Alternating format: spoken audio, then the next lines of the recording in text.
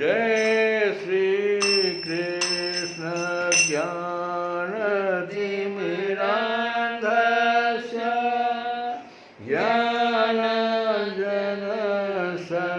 ज्ञानाञ्जनशलाकया चक्षुरुन्मीलितं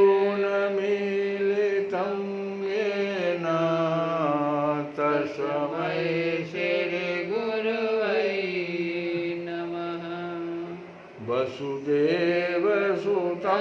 देवं कंसचाणूरमर्दनं देवकी परमानन्दं कृष्णं वन्दे जगद्गुरुं। रुक्मिणीकेलिसंयुक्तं पीताम्बरसुशोभितम् अवाप्ततुलसीगन्धं कृष्णं वन्दे जगद्गुरुं। हे कृष्ण करुणा सिन्धु दीनबन्धो जगत्पते गोपेश गोपिकान्त राधाकान्त नमस्तुते। तप्त काञ्चन गौराङ्गी राधे वृन्दावनेश्वरी वृषभानुसुते देवी प्रणमामि हरे प्रियं। श्रीकृष्णाय वासुदेवाय हरये परमात्मने प्रणतः क्लेशनाशाय गोविन्दाय नमो नमः। कल की कथा में हम लोग गीता में कहे गए भगवान कृष्ण के द्वारा श्रद्धा के विभाग के बारे में सुन रहे थे। अभी तक हमने यही सुना कि जो भी व्यक्ति जो जन्म लेता है एक विशेष प्रकार की उसमें श्रद्धा पाई जाती है। वह श्रद्धा स्वभाव बस उसको कई जन्मों के प्रभाव के कारण कर्मफल के कारण मिलता है। अगर कोई व्यक्ति बार बार आसुरी योनि में जाता है तो उसका स्वभाव ही आसुरी हो जाता है, उसकी श्रद्धा भी आसुरी हो जाती है। वह वैसे ही व्यक्ति के साथ संगति करता है, भोजन आहार भी वो वैसा ही लेता है, समझाने बुझाने पर भी उसको छोड़ने के लिए तैयार नहीं होता है। तो उसकी श्रद्धा वैसे ही बन जाती है और फिर और नीचे वो गिरता है। आगे भगवान कह रहे हैं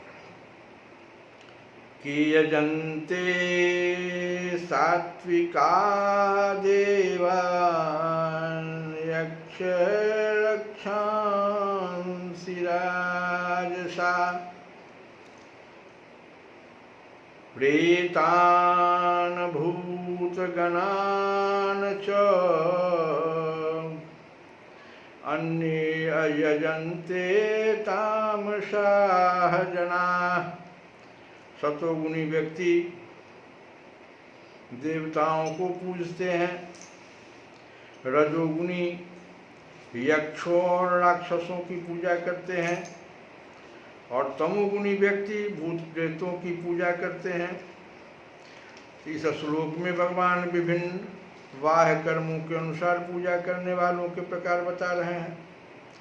शास्त्रों के आदेशानुसार केवल भगवान ही पूजनीय हैं, लेकिन जो शास्त्रों के आदेशों से अभिज्ञ है, अभिज्ञ नहीं, आदेशों से अभिज्ञ नहीं या उन पर श्रद्धा नहीं रखते, जो शास्त्रों के आदेशों से अभिज्ञ नहीं या उन पर श्रद्धा नहीं रखते, वे अपनी गुण स्थिति के अनुसार विभिन्न वस्तुओं की पूजा करते हैं। जो लोग सतोगुणी हैं वे सामान्यतया देवताओं की पूजा करते हैं।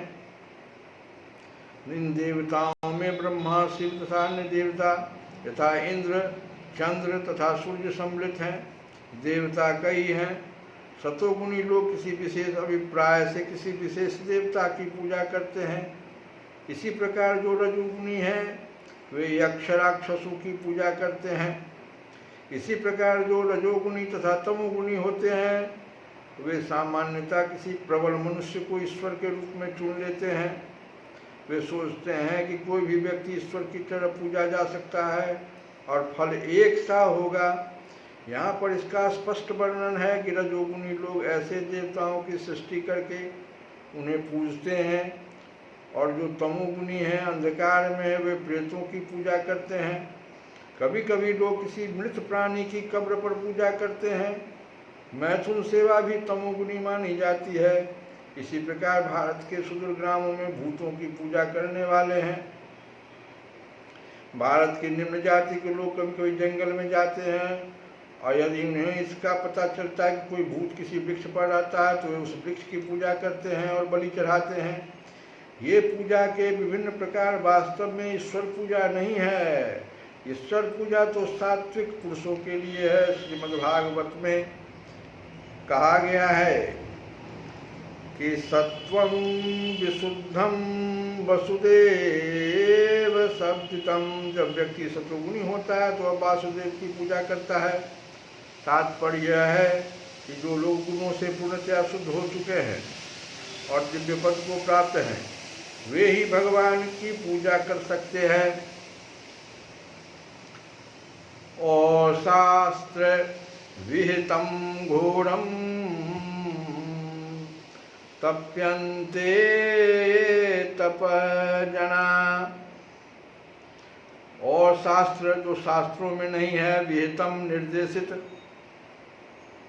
घोरम अन्यों के लिए जो हानिप्रद है,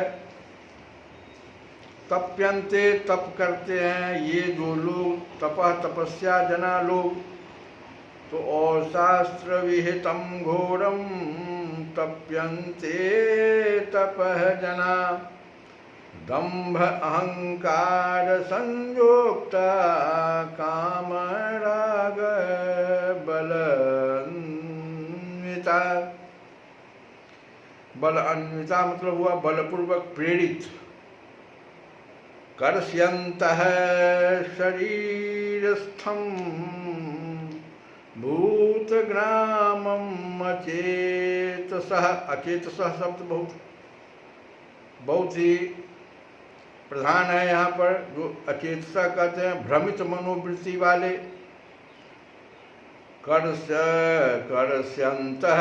कर्ष्यन्तः माने कष्ट देते हुए, कर्ष्यन्तः शरीरस्थं भूतग्रामम् अचेतसः मां चैव अन्तःशरीरस्थं तान विद्येयासुर निश्चयान। ऐसे लोग असुर हैं जो लोग दंभ तथा अहंकार से विभूत होकर शास्त्र विरुद्ध कठोर तपस्या और व्रत करते हैं। जो लोग दंभ तथा अहंकार से अभिभूत होकर शास्त्र विरुद्ध कठोर तपस्या और व्रत करते हैं, जो काम तथा आसक्ति द्वारा प्रेरित होते हैं, जो मूर्ख हैं तथा जो शरीर के भौतिक तत्वों को तथा शरीर के भीतर स्थित परमात्मा को कष्ट पहुंचाते हैं। क्योंकि प्रत्येक जीव में भगवान ईश्वर बैठे हुए हैं, ईश्वर अंश जीव अविनाशी। तो भगवान परमात्मा को तो कष्ट पहुंचाते हैं और दंभ तथा अहंकार से विभूत होकर शास्त्र विरुद्ध कठोर तपस्या और व्रत करते हैं। जो काम तथा आसक्ति द्वारा प्रेरित होते हैं, जो मूर्ख हैं तथा जो शरीर के भौतिक तत्वों को तथा शरीर के भीतर स्थित परमात्मा को कष्ट पहुंचाते हैं, ये सब असुर कहलाते हैं। भगवान कहते हैं कि लोग असुर हैं। इस प्रसंग में अचेतसः शब्द महत्वपूर्ण है। सामान्य मानसिक स्थिति वाले पुरुषों को शास्त्रों के आदेशों का पालन करना चाहिए। जो ऐसी स्थिति में नहीं है वे शास्त्रों की उपेक्षा तथा अवज्ञा करते हैं और तपस्या की अपनी विधि निर्मित कर लेते हैं। मनुष्य को सदैव आसुरी लोगों की चरम परिणति को स्मरण करना चाहिए। जैसा कि कहा गया, वर्णन है कि भगवान ऐसे लोगों को आसुरी व्यक्तियों के यहाँ जन्म लेने के लिए बाध्य करते हैं। तो फलस्वरूप वे भगवान के साथ अपने संबंध को जाने बिना जन्म जन्मांतर आसुरी जीवन में रहते हैं।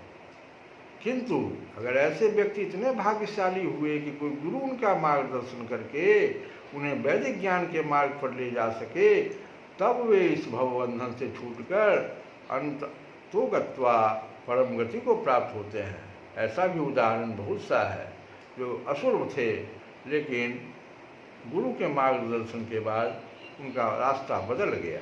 वाल्मीकि भी उसमें है। आहार तु अपि सर्वस्य त्रिविध भवति प्रिया, यज्ञ तपः तथा दानं तेषां वेदम् इमं शृणु। यहाँ तक कि प्रत्येक व्यक्ति जो भोजन पसंद करता है, आहार के बारे में भगवान कह रहे हैं कि श्रद्धा किस प्रकार से आहार से भी, यहाँ तक कि प्रत्येक व्यक्ति जो भोजन पसंद करता है वह भी प्रकृति के गुणों के अनुसार 3 प्रकार का होता है। यही बात यज्ञ के लिए भी है, यही बात तपस्या के लिए भी है तथा दान के लिए भी सत्य है।